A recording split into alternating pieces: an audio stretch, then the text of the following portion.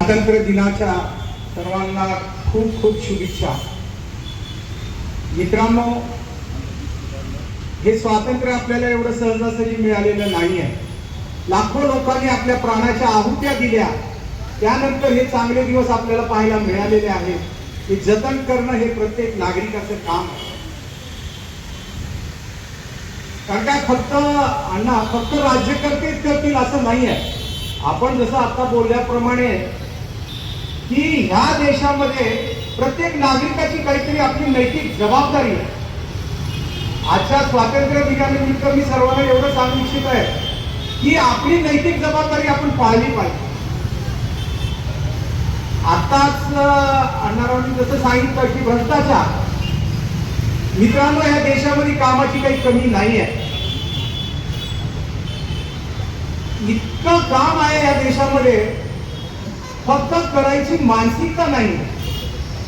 उद्योग आहेत तर लेबर मिळत नाही।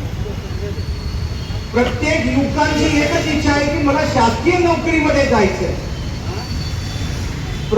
त्याचं एक मुख्य कारण जर ह्या सगळ्यांनी जर आपण विचार केला तर आज जर बघितलं तर शासनामध्ये पगारी 8वा वेतन, 9वा वेतन, 10वा वेतन, काय वेतनाचे प्रमाण चाललेले आहे। 1.5-2 लाख रुपये त्यांना पगारी झाल्या। आणि एकीकडं आमच्याकडे काम करणारा आम्ही 15,000, 20,000, 25,000 त्याच्यावर आम्ही पगार घेऊ शकत नाही। ह्याच्यासाठी कायद्याची लढाई आपल्याला करावी लागेल। कारण की काय एवढे वेतन आयोग आहे, काय वेतन आयोग आहे हे त्यांनाच त्यांचं माहित आहे। कोणीतरी ठराव मागं घेतलं, वेतन आयोग वाढत चाललेले आहे। या 1.5 लाखाच्या पगारीनंतरही प्रचंड भ्रष्टाचार, ह्यावर कोणी कुठं बोलण्याची इच्छा व्यक्त करत नाही आहे। काय म्हणून आपण आता अण्णा हरी गाढवाचे पाय घरी म्हणल्यासारखं ह्या देशाची परिस्थिती आहे। कारण काय, माणूस जेव्हा आणलं जातं, शासनाचं एका कागद जर दिलं तर त्या कागदासाठी त्याला काही करताय, पुन्हा मग जाऊ द्या साहेब, काहीतरी असं तर आपण करून क्लिअर करू। पण ह्याच्यासाठी एक कायद्याची अत्यंत आवश्यकता आहे या देशामध्ये।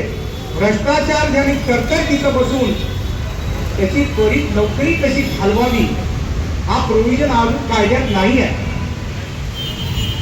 भ्रष्टाचाराला काल धरलेला व्यक्ती आज त्याला अर्ध्या पगारीमध्ये दुसऱ्या टेबलवर त्याला परत कामावर जॉईन केलं जातं। कशाला लोक ह्या भ्रष्टाचाराच्या विरोधात बोलतील आणि कशाला भ्रष्टाचाराच्या विरोधात काम करतील? कारण काय, त्याला प्रत्येकाला आपलं काहीतरी स्वार्थ असतोच। पण मस्तवाल नोकरशाही, ह्याच्यावर आता आपल्याला चिंतन करायची वेळ आहे। कारण काय, कायद्याच्या हिशोबानं ज्या प्रमाणात वेतन वाढत चाललेलं आहे, ते वेतन आयोग हे देशाला पुढच्या काळात प्रचंड घातक असून ह्याच्यावर आपण सर्वांनी एक काही कायद्याच्या मार्फत आपण काही जर करता आलं या स्वातंत्र्य दिनानिमित्त तर ते आपण करावं। आणि आपण सर्वांनी या प्रसंगी मराठवाडा व्यापारी महासंघाचे अध्यक्ष दिनेशजी गिंडा यांना chamber of commerce, Marathwada chamber of कॉमर्सच्या सचिवपदी निवड झाल्याबद्दल आपण सर्वांनी टाळ्याच्या गजरात त्यांचंही स्वागत करावं। आणि त्या किंबहुना हे लातूरला पहिल्याच वेळेस तो पद आलेला आहे।